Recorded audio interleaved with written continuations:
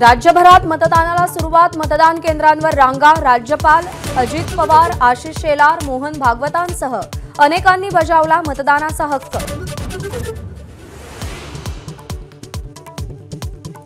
मुख्यमंत्री शिंदेंसह दोन्ही उपमुख्यमंत्री, ठाकरे बंधू, काँग्रेसचे प्रदेशाध्यक्ष नाना पटोले आणि भाजपचे प्रदेशाध्यक्ष बावनकुळेंसह दिग्गजांची प्रतिष्ठा पणाला। आज राजकीय भवितव्य मतपेटीत। नांदेड लोकसभा पोटनिवडणुकीसाठी आज मतदान। काँग्रेसचे रवींद्र चव्हाण आणि भाजपचे डॉक्टर संतुकराव हंबर्डे यांच्यामध्ये लढत। महाराष्ट्र आणि झारखंडसह 4 राज्यातील 15 जागांवरही आज मतदान।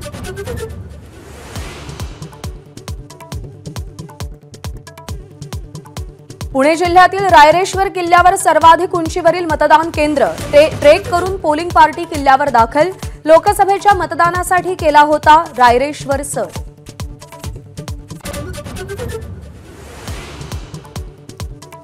मुंबई पालिकेचे 60,000 तर पोलीस आणि सरकारी यंत्रणेचे 40,000हून अधिक कर्मचारी निवडणूक ड्युटीवर।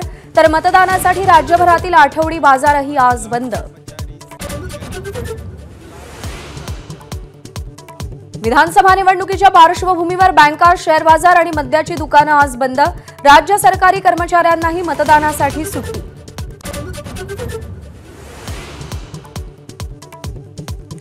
महाराष्ट्रासह झारखंडमध्येही शेवटच्या 38 जागांसाठी मतदान। सकाळी 7 ते संध्याकाळी 5 पर्यंत मतदान पार पडणार।